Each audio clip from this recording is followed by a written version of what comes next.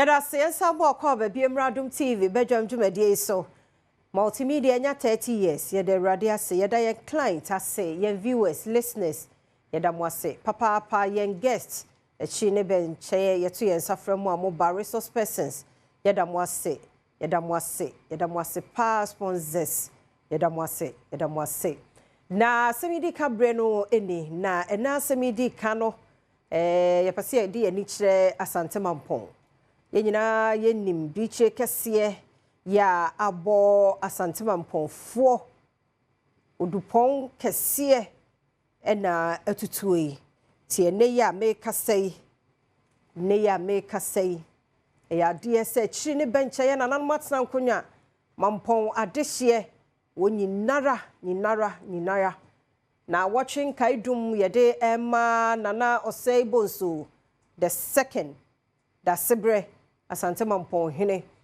ye kai na watch ofri mu no na watch dantie ne wode wani akire mu ho no mo sesie yi a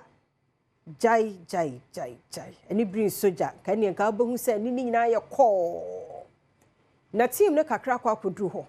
na asampofo agyi eye odehye wo kro no mu akwasinsia eye odehye wo kro no mu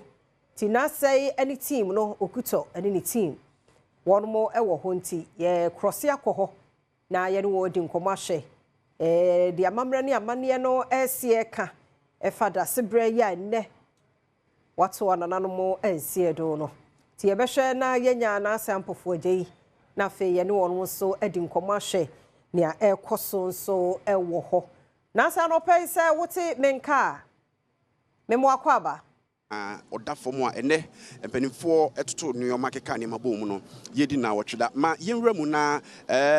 yenhyeda ni brebebre ntiafia yenni nkomo kakra wa ha na obefa obewura ahemfie ha so na yedi otufo se tutu na bedi akire wasante mantamu ne amamre ekwan so ne na wotweda nti sa wohwa edom ahyase eba dwumadie nankasa no efi ben no nkro ekona nanom kire mu a se watena se ewa mani ampa ahemfie peja wo mumu no mu peja wo mumu pe na odwani ekire nananom kukuom kakra asesa wo ho na fe free prem to bre ekono wa betena se ewo asante mampon dwabiri mu ankasa sameka se dwamtireni a mperifo apaw no se ono na yiyo ayeyo nyina no ona no eye nana adwira hene wo ba mamre mu a wo ye asante mampon adonten mampon hene eba prekope achese wono na eyiye no meka se esini naso asante mampon hema na na yakomadu fi otoso mienu na eyiye ni sini naso ankasa de nenso ehon totoye ne ho hye nyina no nana Osei hwede na mpenifo ede adan no yenko nana Osei hwede ho na entemso no ye ne nana eni nkomo na omwa yen emfa yenwura entotoye ne nhye a ekoso no nana yemo akwa baba Adom TV so ye nua megiri se oho ye me ho ye jame Adom me ho ye pa yakeka nana bom yakeka ne ma bom ene da yedi Daasebre Osei Bonsu otoso emienu ne na wotweda menim se dwumade ni bia koso kakra fiti anopa nyina beti sabre fa ye fam kakra na Adom atiefo a ehwe ye so hunu de ekoso asante mampo yo me Daasebre bebre emsa homache be nonum na ye bae nti bo be ye 5:45 no ena kurani be kan ye ho ti bo no nsia no na chesa mamre di kan se nananom nyina akọ nkonyadan a Daasebre ne nkonyadan nanim na ekoyi apaye kogu nsa e de hwedwumade na se sade amamre ete no ti ekoyi mpaye ne wie no ye kọtena se ene ye genchia nti wohwem a amanhena abepi kuroi mu no enye ni paketo a omodo so pa na kumase asafo hene ono so de nanim anyam abetache woni besi yewura ote kokoso anamu ono so ne dom ababeta ye chi wa ha nti sabre de dwado no an ye twa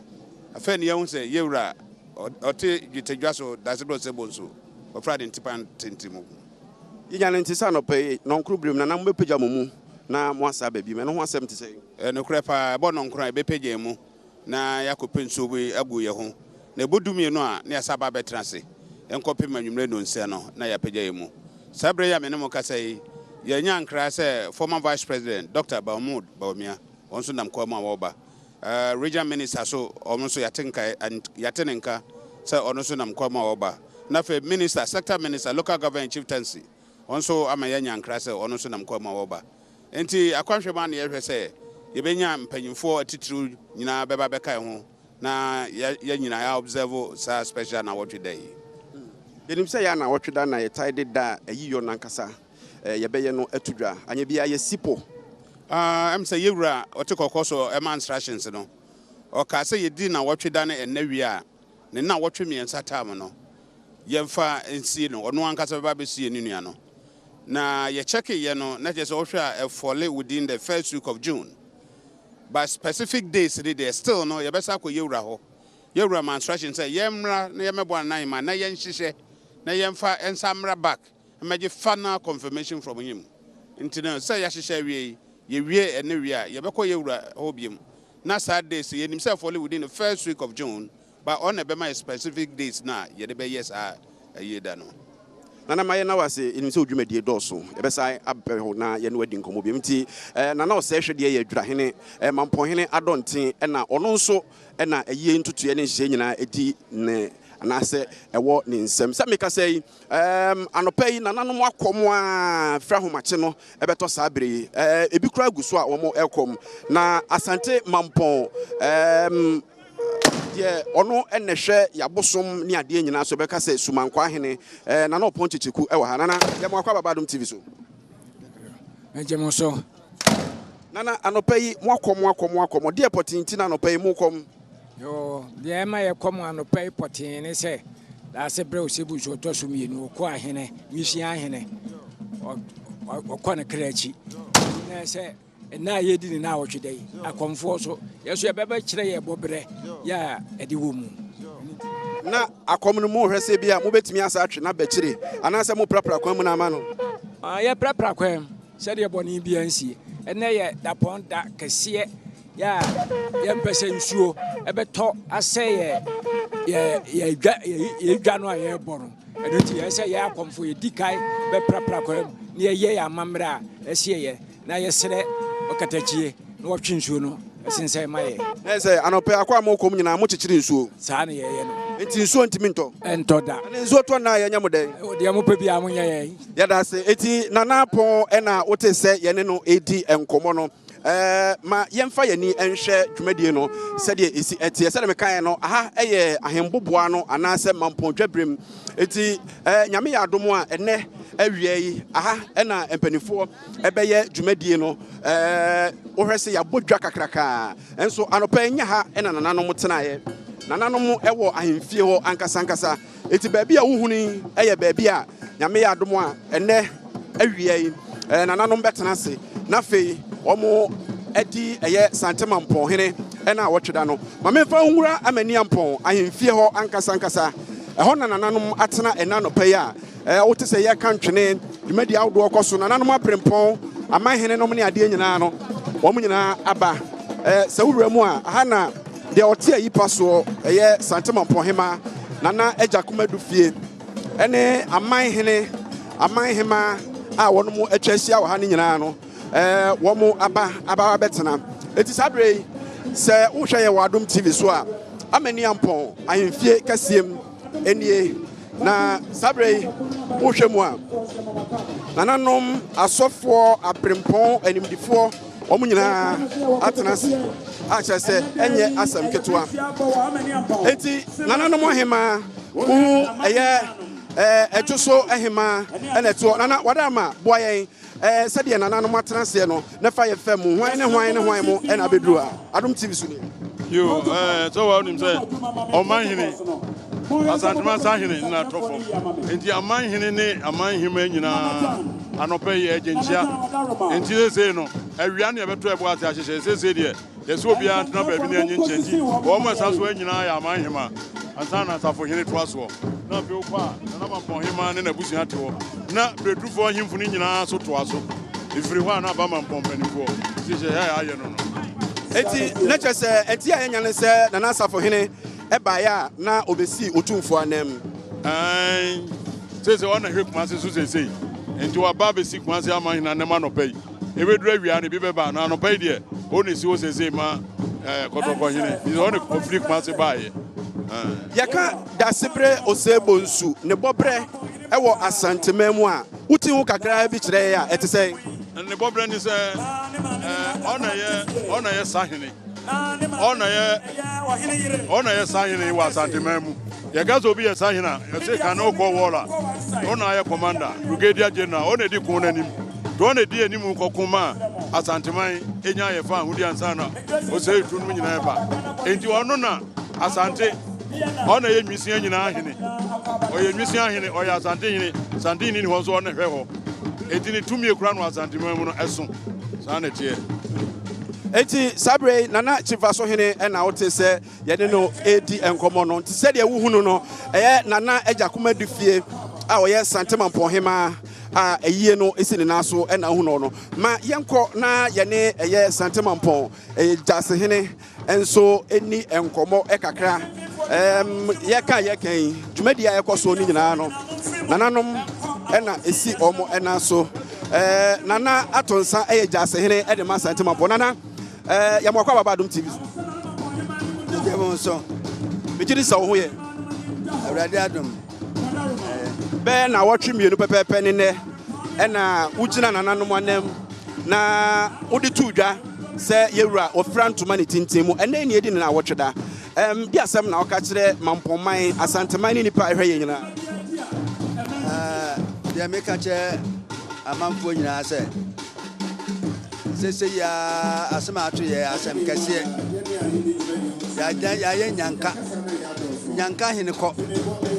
ya ye nyanka ye stresse obia anhwe ne bibia wo ye yi na ye obia ni na fom ne timi nsie ye papa ye nanan ne sie no woni die ene ani bonyam kwaso na etimi enhye mampoma nyina ni monyam ayereko ana aka ye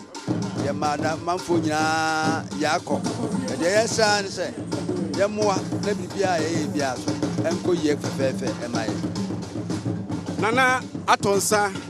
Santemampon jase hene na wote se ye ne no edi nkomo no eti Sabre utu ani a uhuru se empanimfo no wono edoso wa ha papa se de ye ka no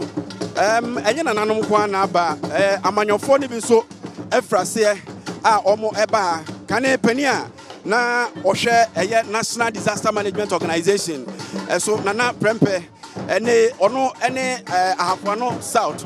north ahafano north emrashebedwani nana mwakwa baba Adom TV Mejo suminia bejiri so ho ye me ho ye pa na mo so yasu ye ho ye nana mampon oba se obesom ana se oba ye keke oh so nim sa hana papa free nti me papa fie na maba asemwasi nti me fan se me papa na wotwa na ni ahwe dan nti me bai Samampon hene unim na nkasa me papa preko pe aha na me papa free nti me papa fie na asem we ato nti enya ade a se me ba ayie keke abusu asem na amama bedru ha Sabre nana se abusu asem enti na amana bedru ha me hwe se menya Santemampon bretuo mu adehye ni bi na mene wo mu edi enkomo kakra ewo Adom TV so opani a ogina menten registrar ewo Mampon Traditional Council nana ye osima ba ko pe bibia boko de enye me pe correction kakra e say me wo Ashanti Regional House of Chiefs enye Mampon Traditional Council bibia boko so oduma dia oji say registrar ha ne de odi abawie oh ekoba ha nyina ai Enti Santemampon na yekoye na se ampofo agei Daasebre Osei Bonsu otosumienu Mampon hene a wanya ne ba bie kro no na wotwe dase na yekoye se de woni Adom TV amamre de ye no ye de nyina bebro ahyase no wote sampofo agei ka sa no pede o madidi agora 12 no o ma break no ma sa aba 12 no ma sa aba beto aso o ma so nsuo no mu tinsuo bie ni ho ebeto esan Daasebre da fom na wotwe denti amamre ne amane ahodo bi a womo aye kwabna emo akwa abai majoso Majidi say Mampon na a whole huru no nyina ni masema asi and you can always trust Adom TV say de be koso ho bia no de be bre ahwefo na wo nimpo a baby a wona motie bia no wo fa na so say Adom TV ebe bro mu na asem kese na si nti yesre onyame so mo sa ahoden no na o makukuduru no am opepa bibia be kotote na bibia betima ko wone kwa so nti em se sa na tie ampofo je ni ye team no so wona e crowd wonom me gidi se enipa free echichi ni benche nyina no ebeba na yesu amambe so ye kokata ye papa Daasebre e kokata na chika makama ama bibia ye kama oba kaya opem so akadada se ye kase MCF MCF former vice Dr. Mahmoud Baumia na wabahu ampofo JD kan ampa obedru ho na fe MPP Asante regional chair chama wontumi so afemu na sempe MPP mpanimfo no na won so edikan eba bechia no ntino odumpon kase pa na etutu no utie de wo kano a aja so na omukọ je Asante mai esi ho nti enye ye ba no ya nkasam kura me de ba fom kura me kase bia so tufo kura ni ho a mampon hene so on wodina ne chepe nti chese nya gro kura ene wo kọ mampon kuro no mu ho nyina yetum fise na da fom be mamu akokodufo tenten gramo ene ba mowo ede na pakan kase ya beje no ti mampon kunani eba nyina ye mamo yakọ Asante hene ye maune nanan mun kunya atankunya nyina nso yakọ ba pani Asante mampon kwemada oba pani wonso ye mawo yakọ ti sɛ de yedi kan aka no ye bekoso bia no ye wa mamre wo ho program a ye de bromo Adom TV so ye de ni nyina no ebebro midi afia amankwa tamaklomi koi oman hene kwabna Asante aye crowd pensem mu no etwaso